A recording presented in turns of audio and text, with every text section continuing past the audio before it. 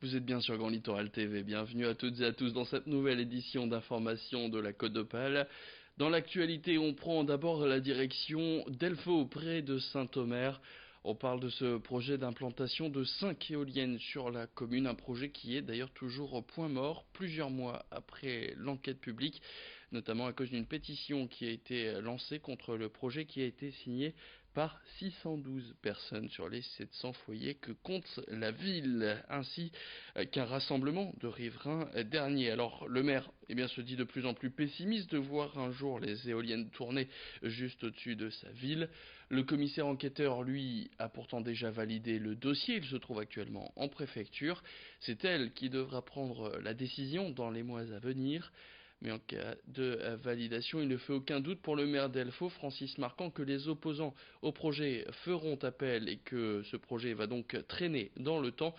Le maire d'Elfaux, Francis Marcand, on l'écoute tout de suite au micro de Corentin Escaillé. Aujourd'hui, le projet, depuis l'enquête publique, a eu lieu en mai, courant mai. Ensuite, le commissaire enquêteur a émis son avis. Et la prochaine étape, c'est la décision du préfet qui doit se tenir dans les mois qui suivent. Je crois que j'ai vu que la commission des sites, une commission des sites au niveau départemental, doit se prononcer également sur ce projet. En somme, la dernière étape, celle qui va arriver, c'est la décision favorable ou défavorable du préfet. Alors on ouvre maintenant une large page sport dans cette édition sur Grand Littoral TV en parlant d'abord de football et en national. Eh bien sachez que ce vendredi soir, l'USBCO entame une série de 2 déplacements d'affilée avec d'abord cette rencontre au Puy. Des Boulonnais qui sont de retour sur le devant de la scène en National 1 grâce notamment à ces 3 victoires d'affilée, notamment la semaine dernière face à Bastia Borgo à domicile. Une victoire marquée par 2 expulsions côté boulonnais, des rouges et noirs très sanctionnés cette saison puisqu'ils en sont déjà à 4 cartons rouges en 6 matchs. La bonne nouvelle, c'est que l'entraîneur Laurent Guyot peut compter sur le retour de Rémi Duterte sur son côté gauche. Rémi Duterte qui avait été suspendu de manière tellement sévère de 4 matchs qu'il a donc purgé désormais. Les Boulonnais voudront forcément poursuivre leur lancée et prendre les 3 points face aux promus avant d'affronter le GFC Ajaccio la semaine prochaine, qui sont eux relégués de Ligue 2. Laurent Guyot et Rémi Duterte qui étaient d'ailleurs présents lors de la traditionnelle conférence de presse d'avant-match. Regardez ces images signées du site internet usbco.com.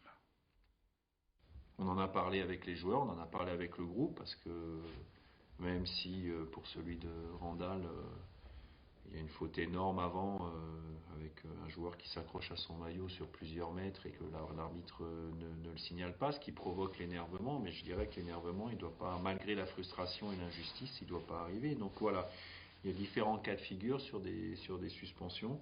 Une chose est sûre, c'est qu'on ne peut pas continuer comme ça. Et il y a un message très clair qui a été passé à tous les joueurs en leur demandant malgré les erreurs qui peuvent arriver au niveau de l'arbitrage, parce que ça peut arriver, ça je comprends ça parfaitement, il faut être capable aussi de garder son sang-froid, notamment quand on est des jeunes joueurs. Et sur les 3 derniers, regardez l'âge des joueurs, c'est des joueurs qui ont une vingtaine d'années. Le Puy Boulogne-sur-Mer, c'est donc ce vendredi à 20h. À noter que de son côté, l'USLD affronte le GFC Ajaccio au stade Marcel Tribu. GFC Ajaccio qui sera donc l'adversaire la semaine prochaine de l'USBCO. Et puis il va faire beau ce week-end, c'est une bonne nouvelle, il va falloir en profiter sur la Côte d'Opale.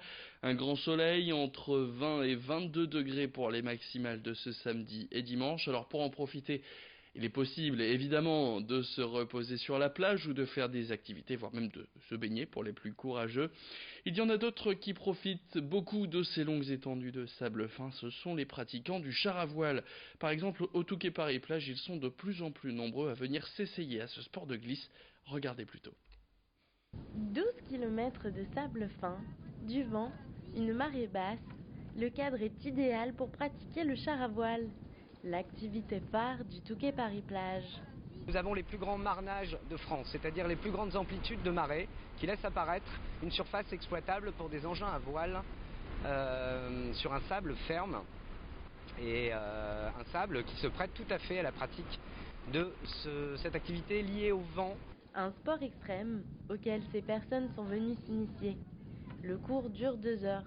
Par mesure de sécurité, chacun son casque et la séance débute toujours par les premières instructions. Le matériel est simple, mais il faut connaître les commandes. Se rendre vers ce qu'on appelle un arrêt face au vent. D'accord ? C'est quoi ça? On s'en sert pas du tout. C'est quelque chose qui permet, ne confondez jamais ça et le frein à main est à droite comme sur une automobile. Avant de se lancer, le professionnel s'assure que le matériel est bien adapté à la météo. On était à 5 km/h à 8 heures et maintenant on est à 25 km/h de vent et ça va monter encore dans la journée. Et donc c'est dangereux? Tout à fait. On est obligé d'adapter la surface de sa voile à la vitesse du vent. Les chars sont sur la ligne de départ. Quelques participants appréhendent. Eh ben, on a un peu peur, mais on va y aller. Hein. On se rejoint un peu plus bas. Rapidement, la joie prend le pas sur la peur. Au ras du sol, le char est porté par le vent à une vitesse impressionnante. L'expérience est sensationnelle. C'est super, hein. Puis là on a des conditions exceptionnelles, donc je recommande, en toute sécurité bien sûr. C'est la première fois? Oui, absolument. Une chose est sûre, ceux-là n'hésiteront pas à renouveler l'expérience.